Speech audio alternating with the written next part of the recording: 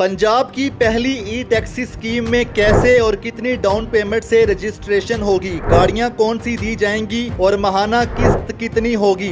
जो आम लोगों ने लेनी है टैक्सी वो अप्लाई करेंगे, उनकी जो डाउन पेमेंट है 30% बनती है। कार्बन एमिशंस हैं जो यहाँ पे धुएं का मसला है, हम उसको प्रमोट करना चाह रहे हैं।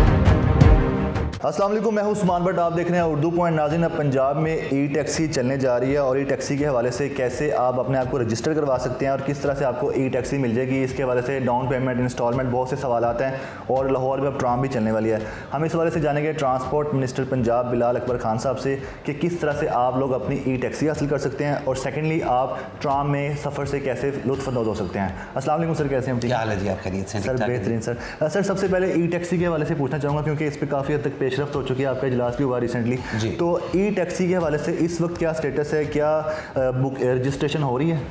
जी, अभी रजिस्ट्रेशन शुरू नहीं हुई है जी। अभी हमने स्कीम डिज़ाइन कर ली है, स्कीम लॉन्चिंग के फेज़ के अंदर है। अप्रूवल्स हमारी आ चुकी हुई हैं जी। जो मैन्युफैक्चरर्स थे, जो हमने उनकी रजिस्ट्रेशन लेनी थी वो हमारी आ चुकी हुई है। हमारे पास 8 से 9 मैन्युफैक्चरर्स बीच में हैं जो कि यहाँ पर इंटरेस्टेड हैं गाड़ियाँ देने के अंदर भी। उनकी गाड़ियों की हमने स्पेसिफिकेशन बनाई थी कि गाड़ी 300 किलोमीटर तक चलनी चाहिए, 6 साल की बैटरी वारंटी होनी चाहिए, 6 साल की मोटर वारंटी होनी चाहिए, क्योंकि इसमें बेसिक मूविंग पार्ट्स यही 2 हैं जी। और ये रिप्लेस होते हैं ज़्यादा, इनके अंदर कोई वो तेल पानी तो चेंज होना नहीं होता ना। ठीक है। तो वो हमने कोशिश की है कि हम जो हमारे लोग लेंगे उनके लिए हम कंप्लीट प्रोटेक्शन करें।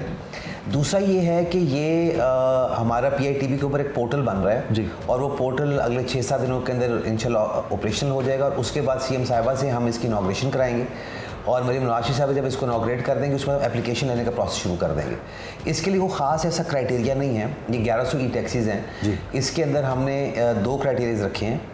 एक आपका ओरिजिनल ड्राइविंग लाइसेंस अपना होना चाहिए और दूसरा आपका किसी बैंक से डिफ़ॉल्ट नहीं होना चाहिए। अच्छा। क्योंकि ये एक एसेट ऐसा है जो कि ख़ुद पैसे कमाता है, तो इसके लिए आपको बहुत बड़ी कोई गारंटीज़ नहीं चाहिए बैंक से।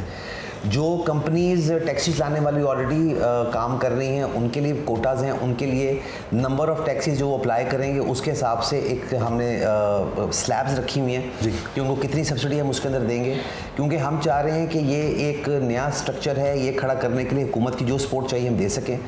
जो आम लोगों ने लेनी है टैक्सी, जो लेना चाहते हैं वो अप्लाई करेंगे, उनकी जो डाउन पेमेंट है 30% बनती है। 65 लाख की 6.5 मिलियन की हमारी फाइनेंसिंग अवेलेबल है, तो उसका 30% आपने डाउन पेमेंट करना होता है। वो 30% तकरीबन 18 से 20 लाख के बीच में बन जाता है। ठीक है। उसके अंदर भी गवर्नमेंट इंशाल्लाह 30% अपना या 25% अभी वो डिसीजन फाइनल होना बाकी है, और CM साहब बताएंगे, मेरे ख्याल से ज़्यादा ही होगा। तो आपको 8-10 लाख रुपए डाउन पेमेंट करके आपको एक बैंक से लोन मिल जाएगा जिसका इंटरेस्ट जो है सारा गवर्नमेंट पे करेगी और आपने आसान किस्त देनी है, 50-60 हज़ार रुपये की किस्त बनेगी।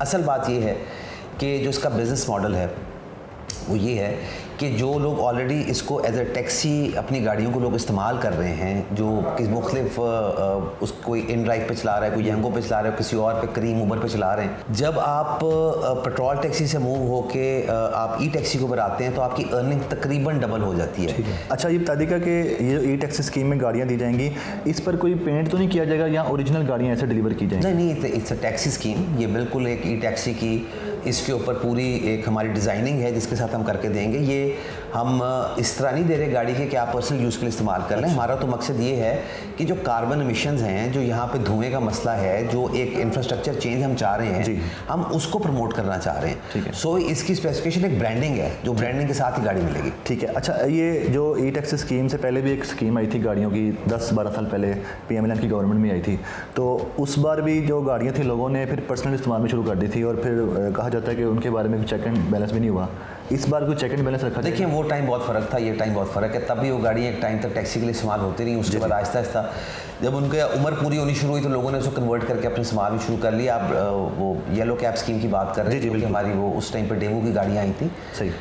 देखिए, आज वो गाड़ियाँ कई दफ़ा सड़क पर चलती नजर आती, मुख्तलिफ पेंट बिल्कुल चल रही हैं सर। अच्छा, उसमें बात ये है कि हमारा मकसद तो ये है कि वो लोग जो कि अर्निंग करना चाहते हैं, जो कि इसको एज अ कारोबार चलाना चाहते हैं, जो कि अपनी फैमिली के लिए से पैसा कमाना चाहते हैं, उनको सहूलत फराहम करें। ठीक है। टैक्सी तो वैसे भी गाड़ी मार्केट में चल रही है और वैसे भी लोग अपनी मर्ज़ी से अपनी पर्सनल गाड़ियों को ही चला रहे हैं। ये स्कीम लाने का मकसद सिर्फ ये था कि चूँकि दुनिया अब EV पे जा चुकी है तो हम पाकिस्तान की जो टैक्सीज हैं उनको EV पे लेके जाएं और जो चला रहे हैं वो अपनी अर्निंग बढ़ा सकें। ठीक है। हाँ, जब तक हमारी बैंक की लीजिंग है तब तक तो हमारी गारंटी है कि वो गाड़ी वैसी रहेगी। अगर उसके बाद लीजिंग पूरी होने के बाद कोई बंदा उसको रीपेंट कराता है तो वो करा सकता है, हमारे पास उसकी कोई ऐसी सख्ती नहीं है, क्योंकि हमारी कोई ऐसी ऐप नहीं हमने बनाई जी। हम किसी को ये मजबूर नहीं कर रहे कि जनाब गवर्नमेंट ऑफ पंजाब की ऐप के साथ आपने ही किराए के साथ गाड़ी चलानी है, वो जिस मर्जी नेटवर्क के ऊपर गाड़ी चलाए।